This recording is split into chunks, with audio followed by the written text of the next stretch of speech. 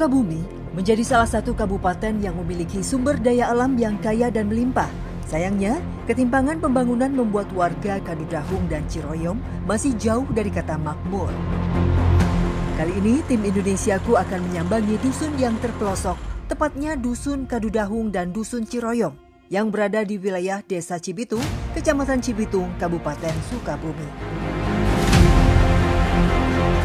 Saat ini saya sedang berada di dermaga Ciniti, yang mana dermaga ini menjadi salah satu akses utama warga di sini untuk keluar masuk desa, dan saya akan menuju ke sana, ke lokasi yang berada di dusun paling ujung di daerah Kabupaten Sukabumi.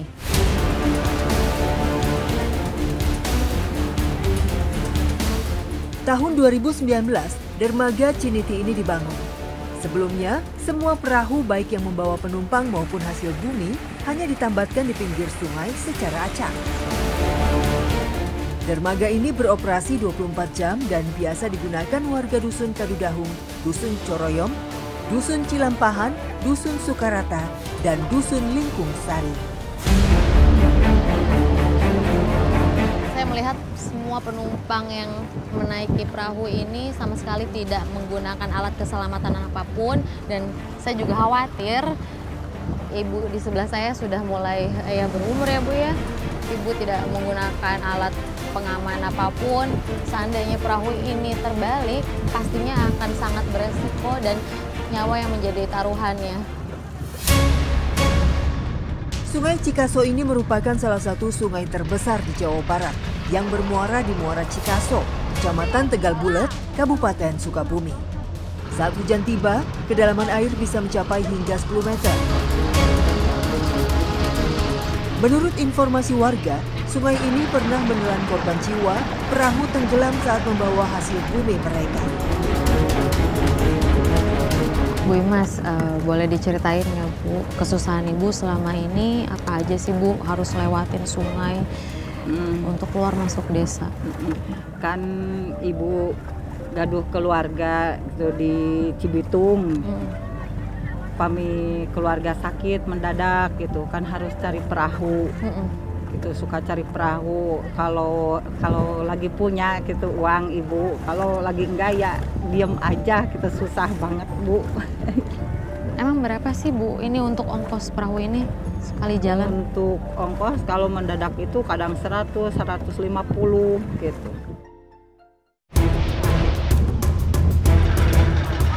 Saat air sungai surut, perahu sering kandas dan penumpang pun harus turun agar beban perahu lebih ringan. Nah, inilah kendala salah satunya, yaitu perahunya sedang kandas. Kayak kami terpaksa mau tidak mau harus ikut membantu mendorong agar perahunya juga cepat kembali normal. Inilah yang sering dialami warga Ciroyom saat air surut. Mereka terpaksa menunggu sampai air pasang kembali agar perahu mereka bisa melanjutkan perjalanan. Bahkan, ini salah satu alasan tenaga medis gagal kunjungan ke pasien akibat perahu kandas dan terpaksa mereka menunda perjalanan. Nah, semua harus bantu mendorong karena memang bisa dilihat ini pasirnya sangat dangkal sekali, jadi perahunya kandas. Ayo Pak, dorong lagi Pak.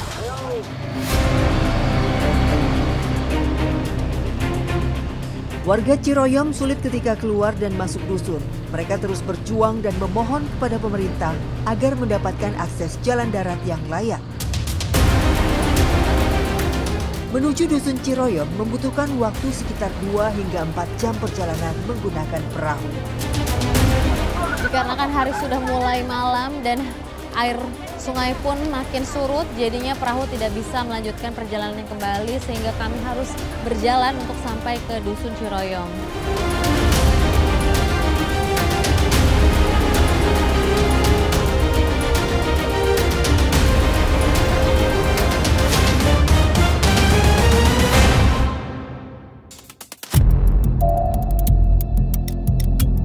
Inilah Dusun Ciroyom. Terletak di ujung selatan Kecamatan Cibitung, berbatasan langsung dengan Samudra Hindia. Memiliki penduduk sekitar 500 jiwa, warga menggantungkan hidupnya dari hasil pertanian dan nelayan darat. padi, udang, kepiting, ikan sebagai pendapatan utama mereka. Namun saat panen belum tiba, sebagian warga menambang emas dengan cara tradisional untuk menyambung hidup mereka. Dengan cara tradisional, pasir hitam yang mengandung biji emas disedot dengan menggunakan mesin sedot. Pasir yang bercampur air dialirkan ke dalam penyaringan. Biasa warga menyebut traje, selama kurang lebih 5 menit.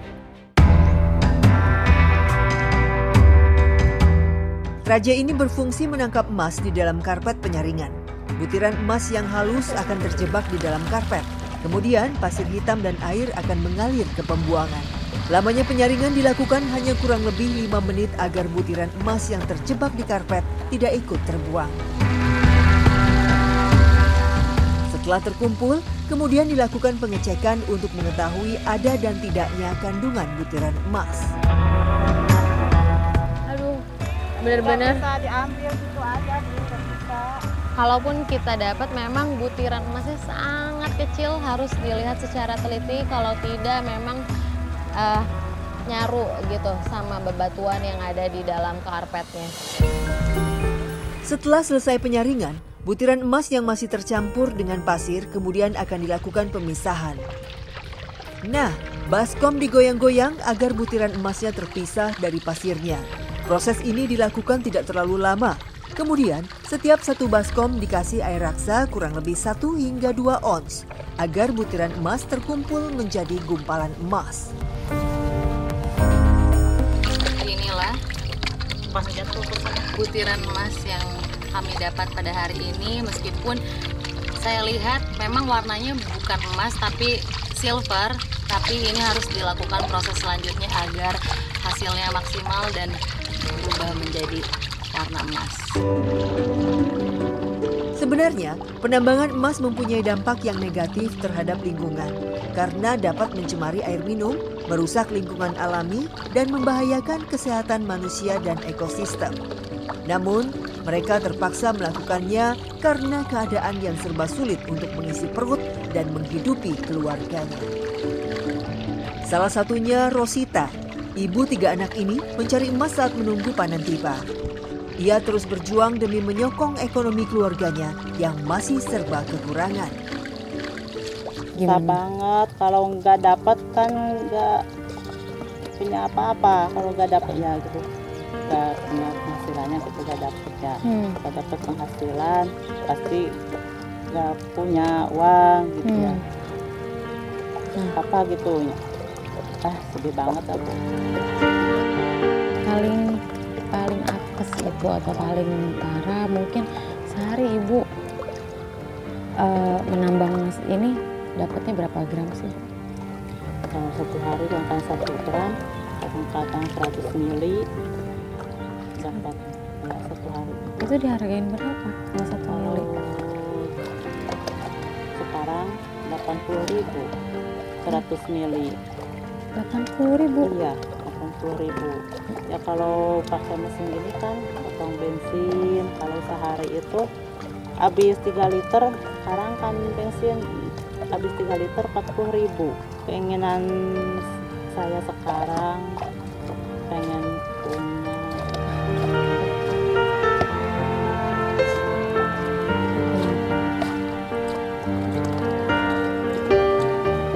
punya kamar mandi.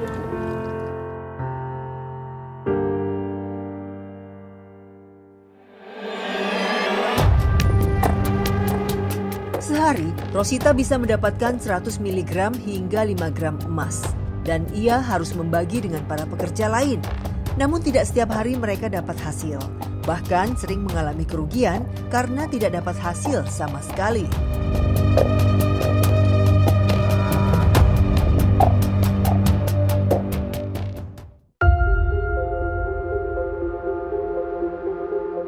Berada di lembah perbukitan dan di pinggir Sungai Cikaso, penghasilan warga berasal dari hasil tani dan kebun, padi, kayu, gula kelapa, dan kelapa muda. Memiliki tanah yang subur, warga Kadudahung memanfaatkan lahan yang kosong dengan menanam pohon kelapa. Ternyata, di sini tak hanya laki-laki saja yang bekerja. Namun para ibu juga bekerja sebagai buruh petik kelapa.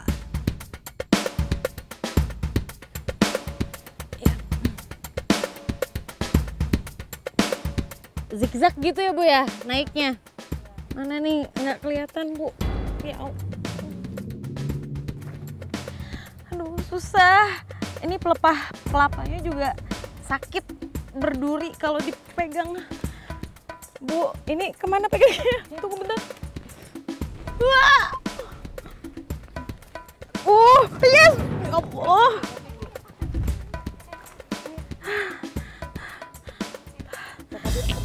Akhirnya. Ya. Pegang. Benar-benar beresiko dan emang benar-benar sulit, apalagi pekerjaan ini dilakukan oleh perempuan. Setelah ditanam, usia panen pohon kelapa 6 hingga 8 tahun. Dan selanjutnya, kelapa bisa dipanen 2 kali dalam 1 bulan. Sekali panen, satu pohon bisa menghasilkan 10 hingga 15 buah dengan usia produktif hingga 15 tahun. Rata-rata warga memiliki 5 hingga 30 pohon. Memang pekerjaan ini sangat beresiko, apalagi saat hujan tiba. Tentu pohon sangat licin, namun mereka tak punya pilihan lain. Himpitan ekonomi yang sulit, mereka terus berjuang untuk bertahan hidup. Setelah semua terkumpul, buah kelapa diangkut dengan menggunakan perahu. Nah, ini saya akan ikut perahu. Ini untuk menuju ke lokasi pohon kelapa yang akan dipanen, karena memang pohon kelapa yang dipanen tidak hanya ada satu lokasi, melainkan ada 4 ya Pak ya yang akan kita panen pada hari ini. Letak kebun yang berjauhan membuat perahu harus menjemput hasil petik kelapa di beberapa lokasi agar ongkos perahu angkut lebih murah saat membawa ke pengepul. Tak hanya memetik saja, ternyata Bu Ipur dan buruh lainnya masih mempunyai kewajiban sampai menurunkan kelapa di Muara Cikaso. Ibu, boleh saya tahu nggak Bu, upah buruh petik kelapa tuh Ibu dikasih berapa sih? Kasih 100.000, dikasih 100.000 buat upah, buat belinya 1.200. Sehari ya kadang-kadang dapat 1.000 butir kelapa. 1.000 butir kelapa Ya. Ibu ambil? Iya. Itu seharian? Seharian sampai dari pagi sampai sore. Oh jadi itu hitungannya 100.000 itu per butir atau bagaimana? 100.000 itu sehari buat bayar gitu, buat bayar buruh. Nggak terhitung berapa banyak yang Ibu ambil? Enggak terhitung buat bayarnya. Ya enggak 1 orang, ada 4 orang, ada 3 orang gitu. Yang ngambilnya bukan sendiri.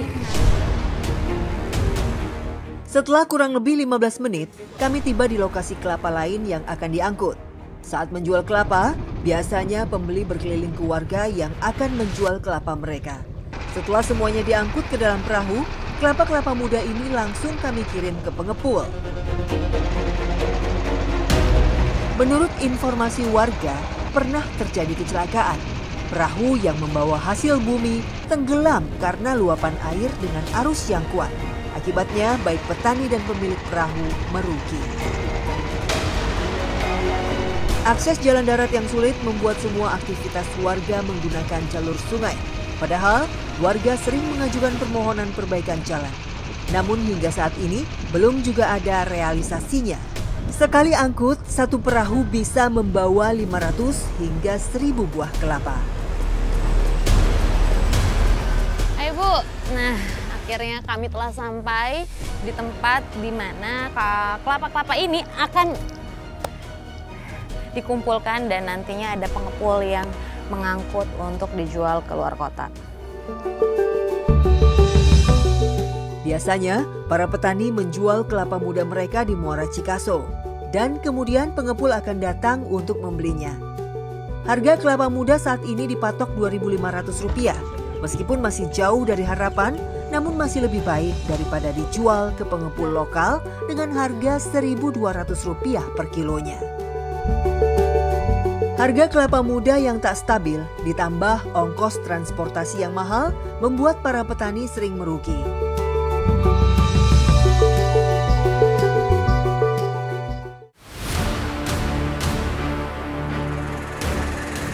Tak hanya Dusun Ciroyom, Dusun Kadudahung juga sulit mendapatkan akses jalan darat. Aktivitas warga bergantung pada akses jalan sungai. Salah satunya membuat perahu menjadi solusi transportasi mereka. Satu, dua, tiga, dorong, Pak.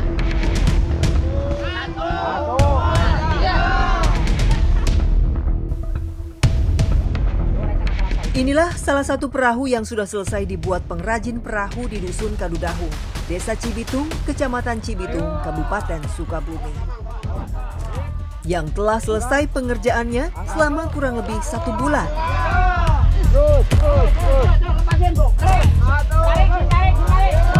Nah, sebentar lagi perahunya sudah mulai turun dari sungai. Wow, luar biasa. Ini memang dilakukan secara bergotong royong karena memang perahunya benar-benar besar dan luar biasa perjuangannya.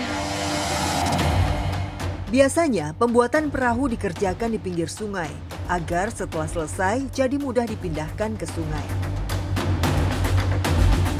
Nah, setelah ini saya ingin melihat proses pembuatan perahunya bagaimana, tingkat kesulitannya seperti apa. Mari, Pak.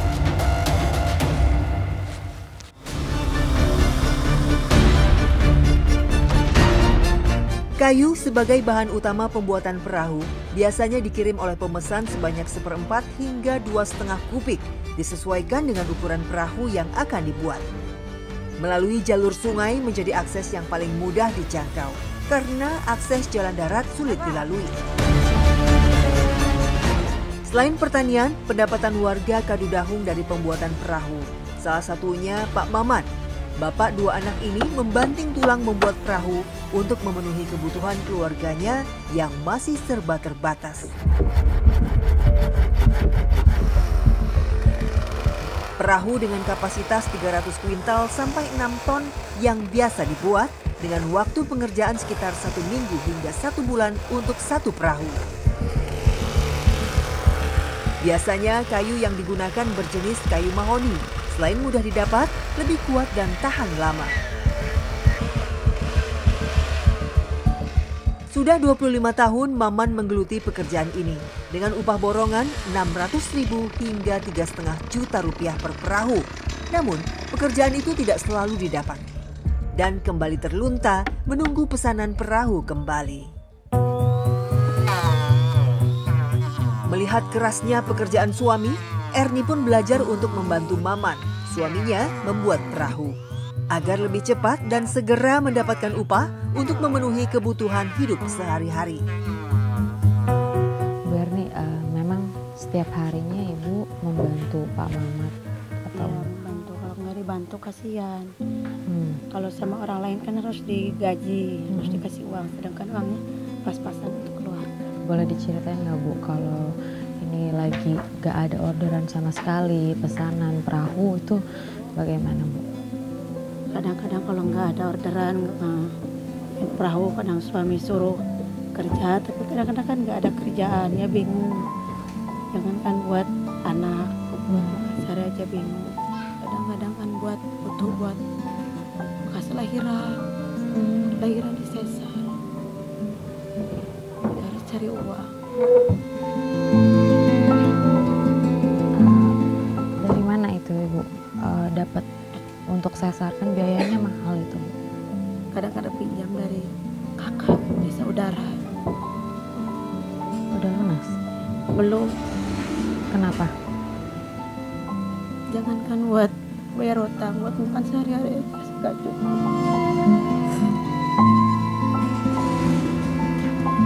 Memang penghasilan Bapak berapa sih Bu? Kadang 80, kadang 100. Kadang-kadang kalau ada, kalau nggak ada mah 1.000 aja juga nggak ada. Bantuan kayak gimana lagi yang Ibu mau tuh dari pemerintah tuh seperti apa? Bantuan seperti kayak orang lain, saya mah nggak pernah ada bantuan seperti PKH, bansos, nggak pernah.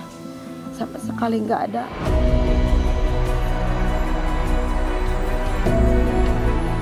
Ya, inilah salah satu potret warga Kadudahung.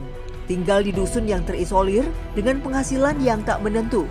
Mereka hanya bisa berharap mendapat bantuan stimulan dari pemerintah agar mereka bisa hidup lebih layak.